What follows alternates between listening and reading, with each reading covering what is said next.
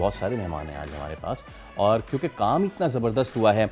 अब आपको पता है सोनिया कि हमारी जो हम टेक्सटाइल भेजते हैं बाहर, जितनी बरामदात हमारी होती हैं, कई मरतबा ऐसा होता है कि उनमें अगर एक प्रोडक्ट में भी ये कोई नुक्स निकल आए ना, तो यूरोप की मंडी से लेके फार ईस्ट एशिया की मंडी तक वो सारा का सारा माल जो है वो वापस भिजवा दिया जाता है। और फिर उसके बाद आपको पता है कि वो हमारी सुबकी फिर अलग होती है।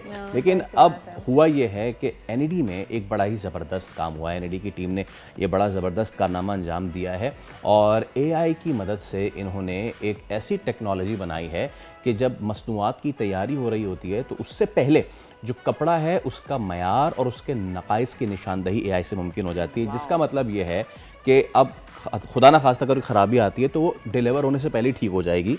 हमारी इंटरनेशनल प्लेटफॉर्म पे कोई सुबकी नहीं होगी, इनिशियल स्टेज पे ही बीमारी पकड़ी जाएगी। तो आज हमारे साथ मौजूद हैं सुबुही आरिफ, इसके साथ साथ दोनों असातिज़ा मौजूद हैं, मोहम्मद रिजवान भट्ट साहब और डॉक्टर मोहम्मद आमिर कुरैशी साहब।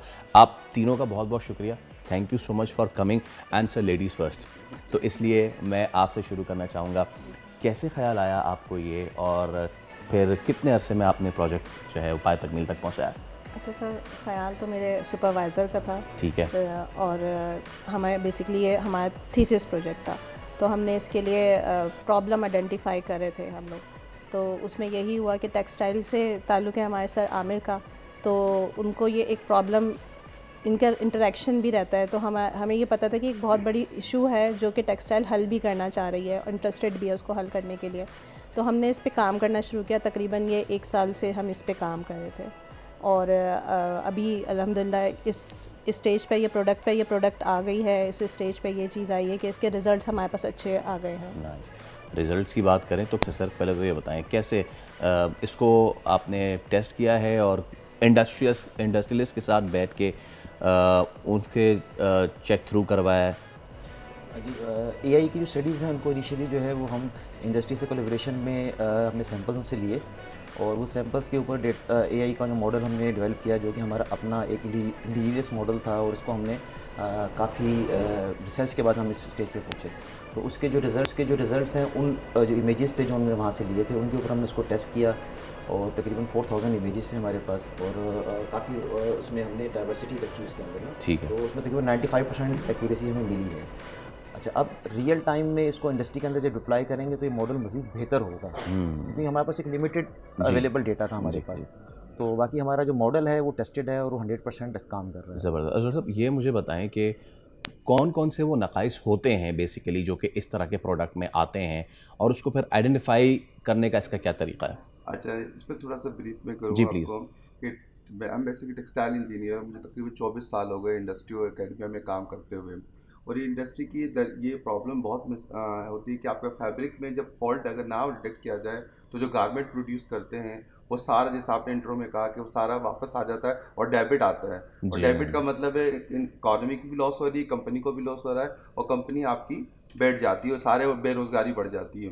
तो ये एक्सपीरियंस था मेरा कि इसको ऐसा सिस्टम बनाया जाए जैसे चीज़ों को आइडेंटिफाई कर रियल टाइम के अंदर, ताकि वेस्टेजेस भी रिड्यूस हो, डैमेजेस भी रिड्यूस हो।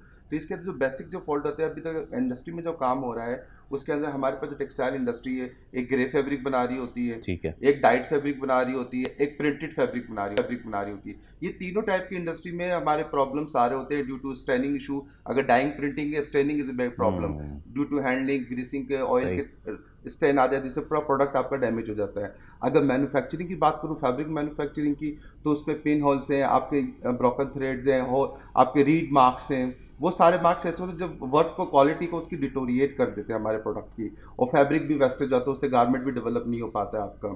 और जहाँ तक गारमेंट, हमारा जो ये प्रपोजल है और ये जो हमारा प्रोटोटाइप बनाया है जिसकी 95% 95 टू 97% एक्यूरेसी है हमारी, तो उसका एडवांटेज ये है कि ये ग्रे पे भी काम कर रहा है, ये प्रिंटेड पे भी काम कर रहा है, और ये आपका डाइट पे भी काम कर रहा है, और गारमेंट पीसेस पे भी काम करेगा। तो डॉक्टर साहब, ये किस स्टेज आकर उसको डिटेक्ट कर लेता है? मैडम, इसके अंदर ये है कि आप जहाँ इसको डिप्लॉय करेंगे, फॉर एग्जाम्पल फैब्रिक मैन्युफैक्चरिंग, जहाँ ग्रे फैब्रिक बना वीविंग के अंदर, तो वहाँ पर जो इंस्पेक्शन है वहीं रख सकते हो, और लूम पर भी लगा सकते हो। मतलब जैसे जहाँ ताना बाना चल रहा है, ये ताना बाना पे ही डिटेक्ट कर लेते हैं। ये तो बहुत जबरदस्त है, बहुत जबरदस्त। जरा कॉस्ट की इसकी बात कर ली जाए कि कितना इसमें आपको बनाने में कॉस्ट आई है, और क्या मुस्तकबिल में जब आप इसको प्रेजेंट करेंगे द मार्केट तो उसको मज़ीद कॉस्ट फ्रेंडली बनाने का आपका इरादा? सही, अभी जो हमारा मॉडल है तो ऑलरेडी काफ़ी कॉस्ट फ्रेंडली है और हमने ये यूनिवर्सिटी के रिसोर्सेज यूज़ करते हुए बनाया है। तो इस वक्त तो जो प्रोजेक्ट है उसकी कॉस्ट इतनी ज़्यादा ही नहीं है कि मतलब हम उसकी बात कर सकें, लेकिन जब इंडस्ट्री में डिप्लॉय होगा तो ऑब्वियसली उसकी जो इंडस्ट्री रिक्वायरमेंट के हिसाब से हमें कुछ और चीज़ें चाहिए होंगी, कुछ और कैमरास चाहिए होंगे, कुछ और सेंसर्स चाहिए होंगे, तो फिर हम उस लिहाज से फिर उस पर कॉस्टिंग पर आएंगे। तो इनिशियल स्टेज है, अब इसमें एड अप करना चाहिए। अभी हमने जो किया है, हमने एम्बेडेड सिस्टम जिसे हम कहते हैं, हमारे पास एक कंट्रोलर है और उसकी कॉस्ट जो है तकरीबन 50 to 60,000 है, जिसके ऊपर हमने इसको जो मेन हमारा प्रोसेसर है, और बाकी जो हार्डवेयर कैमरा चाहिए वो हमारे पास जो है हाई रेजोल्यूशन माइक्रोस्कोपिक कैमराज हैं। और मेरे पास असल में एक PhD प्रोजेक्ट भी चल रहा है, तो उसी में हमने मास्टर का भी काम हमने लिया था, उसी की कंटिन्यूशन था बेसिकली ये। तो कॉस्ट जब इसको हम लार्ज स्केल पे बनाएंगे तो इसको मज़ीद हम कम कर सकते हैं कॉस्ट को, मतलब ये अफोर्डेबल कॉस्ट है, कॉस्ट का इशू नहीं है। असल चीज़ इसमें जो पीछे मॉडल है और इसके पीछे जो रिसर्च है, असल चीज़ वो है। मतलब एक छोटे टेक्सटाइल वाले से लेके एक बड़ी मिल तक सबके सब लोगों के लिए हमारे ये तो पास बहुत अच्छी प्रोडक्ट है बात जो है। लॉन्च हो सकता है। अच्छा, इसमें इंटरेस्टिंग बात ये है कि जैसे फॉल्ट की हम बात कर रहे हैं, इंडस्ट्री के अंदर सबसे ज़्यादा मेन जो चीज़ होती है, जो जैसे ताना बाने की मैडम ने बात की, कि वो हम उसकी फैब्रिक का वेट की बात करते हैं, जिसको GSM कहते हैं, जो ताने बाने पे डिपेंड करता है कि ताने और बाने पर इंच कितने आ रहे हैं। तो हमारा जो PhD का प्रोजेक्ट है, डॉक्टर रिजवान ने अभी का PhD का प्रोजेक्ट है, वो वीव की आइडेंटिफिकेशन भी कर रहा है, ठीक है, कि फैब्रिक की वीव प्लेन वीव है, एक और 12 वीव है, साटन वीव है, जैसे वो जो जहाँ लस्ट्रस इफेक्ट आ रहा होता है तो उसकी भी आइडेंटिफिकेशन कर रहा है, प्लस फॉल्ट को भी देख रहा है, प्लस फैब्रिक का वेट भी AI के थ्रू सब चीज़ें कैलकुलेट हो जाएगी आपकी। तो ये बहुत एक मेरे 24 ईयर्स का जो एक्सपीरियंस है मेरा, उसको हमने ट्रांसलेट किया with the application of AI, with the help of my doctor Rizwan and our student, we make things my dream in realistic model now. इसका मतलब टेक्सटाइल इंडस्ट्री जो है वो कहाँ जाके बूम बहुत करने वाली है ज़्यादा भाई, माशाल्लाह। भाई आप तीनों का बहुत शुक्रिया।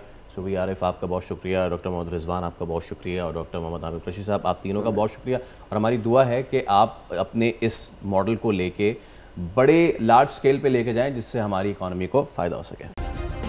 सब्सक्राइब करें और बेल दबाएं ताकि कोई खबर रह न जाए।